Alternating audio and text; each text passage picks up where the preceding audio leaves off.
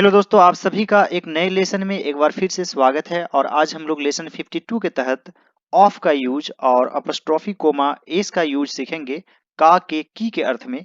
तो आज का वीडियो काफी इंटरेस्टिंग होने वाला है। आप लोग सभी इस वीडियो को अंत तक जरूर देखिएगा, आपको काफी नॉलेज मिलेगा। और खास तौर से ऑफ और अपस्ट्रॉफी कोमा एस का प्रयोग बहुत ज्यादा होता है। तो आइए सीधे एग्जाम्पल से हम लोग समझने का प्रयास करते हैं। दोस्तों, कोई सेंटेंस लेते हैं। मान लीजिए वह राहुल का दोस्त है। वह राहुल का दोस्त है, तो यहाँ पर का है। यहाँ पर व्यक्ति का नाम है राहुल, जो कि सजीव है, लिविंग थिंग है या लिविंग बिंग आप कह सकते हैं। तो यहाँ पर हो जाएगा ही, इसके बाद लगा देंगे इज, और राहुल का के लिए लिखेंगे राहुल, और ऊपर अपस्ट्रफी कोमा देंगे और एस लगा देंगे, राहुल्स हो जाएगा। He is Rahul's friend. अब आपके मन में एक सवाल आ रहा होगा कि क्या यहाँ पर हम ऑफ यूज कर सकते हैं। तो इसे इस प्रकार से भी बना सकते हैं, he is the friend of Rahul. लेकिन ये वाला ज्यादा सही रहेगा और ये वाला भी सही रहेगा, लेकिन ये वाला ज्यादा बेटर रहेगा। चलिए दोस्तों, नेक्स्ट एग्जांपल लेते हैं। मान लीजिए कि मेरे विद्यालय का नाम पटना पब्लिक स्कूल है।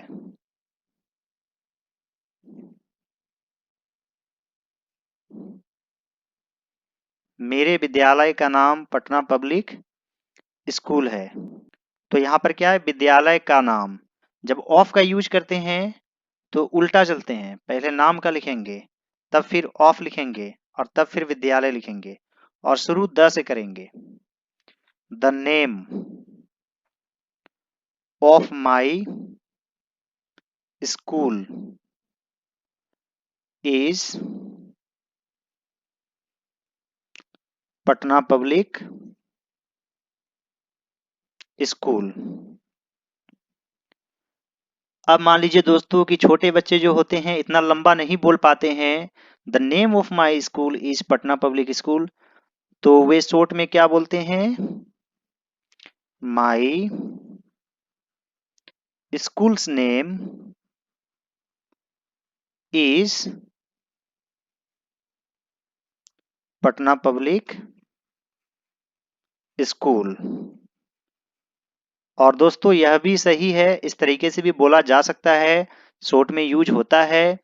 लेकिन छोटे बच्चे एज भी नहीं लगाते हैं, बोलते हैं सीधे my school name is Patna Public school. अब बच्चे हैं, बोल सकते हैं, लेकिन बड़ों को इस तरीके से बोलना चाहिए, the name of my school is Patna Public School, या फिर my school's name is Patna Public School. उम्मीद करता हूं दोस्तों कि आप लोगों को समझ में आ रहा होगा। बस याद रखेंगे कि जो सजीव होंगे उसमें आपको अपस्ट्रॉफी कोमा एस लगाना है और निर्जीव में ऑफ लगाना है, लेकिन खास स्थिति में एक्सचेंज भी हो सकता है। मान लीजिए दोस्तों, इस पुस्तक की कवर, इस पुस्तक की कवर अच्छी है। तो यहां पर क्या है, इस पुस्तक की कवर, ये निर्जीव है, और की के बाद क्या है, कवर। तो हमेशा याद रखेंगे कि इंग्लिश में जो है का के की के बाद जो वर्ड आएगा उसी से शुरू करना है, द लिखने के बाद। तो सबसे पहले लिखेंगे the cover of this book is good. The cover of this book is good. मान लीजिए दोस्तों, इस कलम का रंग लाल है। तो आप बताइए कि कैसे आपको शुरू करना है। का के बाद क्या है, रंग। रंग का इंग्लिश क्या होता है, कलर। तो शुरू कैसे करेंगे, द कलर। अब उल्टा आएंगे इधर, द कलर ऑफ, और इसका लिख देंगे दिस, और उसका लिखेंगे that. The colour of this pen. अब मान लीजिए कि इस भी नहीं है, सिर्फ है कलम का रंग लाल है, तब इसके बदले क्या आ जाएगा, the colour of the pen हो जाएगा। लेकिन यहाँ पर इस है तो दिस यूज होगा। The colour of this pen is red.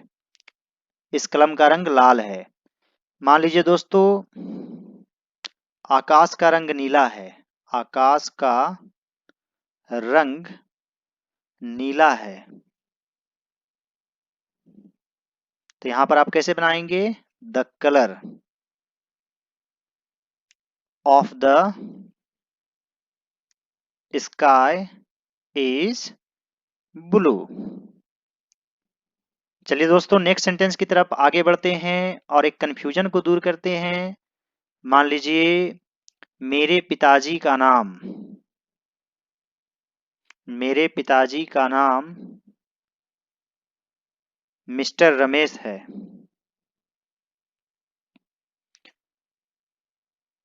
तो इसे इंग्लिश में कैसे लिखेंगे, माई फादर्स नेम इज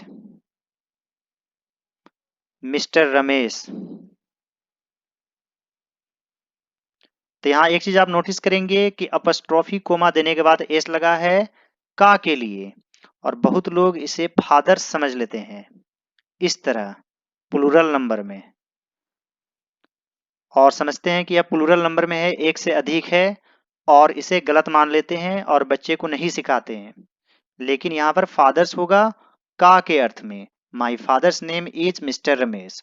उम्मीद करता हूं दोस्तों कि आप लोगों का भी कंफ्यूजन दूर हो गया होगा। चलिए दोस्तों नेक्स्ट सेंटेंस की तरफ आगे बढ़ते हैं। मान लीजिए कि इस नदी का पानी, इस नदी का पानी साफ है। इस नदी का पानी साफ है, तो का के बाद पानी है तो द वाटर से शुरू करेंगे, the water of this river, उसके बाद इज लगाएंगे, is clean. The water of this river is clean. इस नदी का पानी साफ है। मान लीजिए कि क्वेश्चन वर्ड में लेते हैं, इस घर की दीवार, इस घर की दीवार मजबूत कैसे नहीं है, मजबूत कैसे नहीं है।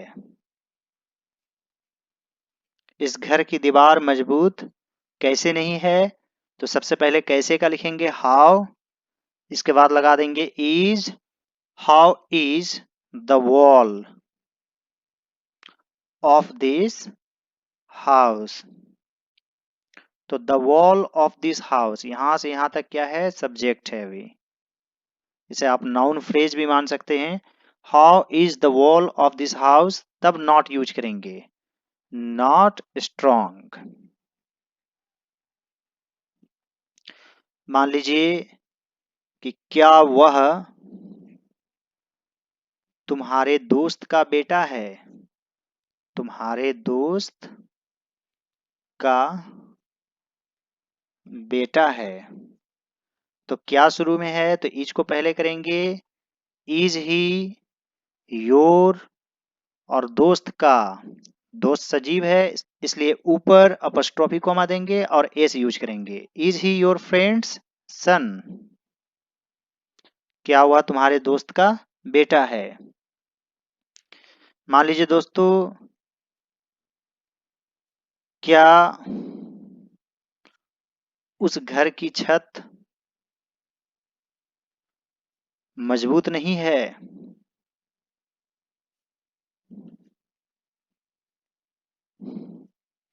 तो यहां पर देखेंगे कि क्या शुरू में है, तो इज लगा देंगे, और इज लिखने के बाद घर की छत, the roof, the roof of, और यहां पर उसका लिखेंगे that, is the roof of that house not strong. चलिए दोस्तों नेक्स्ट सेंटेंस की तरफ आगे बढ़ते हैं। मान लीजिए कि इस व्यक्ति का व्यवहार अच्छा है। तो इस व्यक्ति का व्यवहार, the nature of this man. यहाँ पर मान लीजिए दोस्तों कि स्वभाव भी हो सकता है, इस व्यक्ति का स्वभाव अच्छा है, तो the nature of this man. और यदि व्यवहार लिखेंगे तो यहाँ पर बिहेवियर लिख देंगे। The nature of this man is good और the behaviour of this man is good. तो दोस्तों यहाँ पर व्यक्ति सजीव है तो क्या एस का यूज कर सकते हैं अपस्ट्रोफी कोमा देकर? तो कर सकते हैं। इस व्यक्ति का व्यवहार अच्छा है, this man's nature is good. चलिए दोस्तों नेक्स्ट सेंटेंस की तरफ आगे बढ़ते हैं। मान लीजिए भारत का भविष्य उज्जवल है। तो का के बाद भविष्य है तो द फ्यूचर लिखेंगे। The future of India is bright. और दोस्तों जैसा कि आप लोग जानते हैं कि मेरा एक और चैनल है ऑल राउंड नॉलेज, जहां पर मैंने आप लोगों को बहुत सारी चीजें बताया है, तो उसे भी आप जरूर देखेंगे। लेकिन यहाँ पर मैं आप लोगों को लेसन वाइज बताता हूँ, क्रमबद्ध तरीके से, स्टेप बाय स्टेप, जिससे आपको कोई दिक्कत ना हो। और दोस्तों आप खुद एक टीचर बन सकते हैं, छोटे बच्चों को पढ़ा सकते हैं, कुछ कमा भी सकते हैं। तो मेरे वीडियोज को देखते जाइए, छोटे बच्चों को पढ़ाते जाइए और खुद भी सीखते जाइए। All right friends, thanks for watching, have a great day.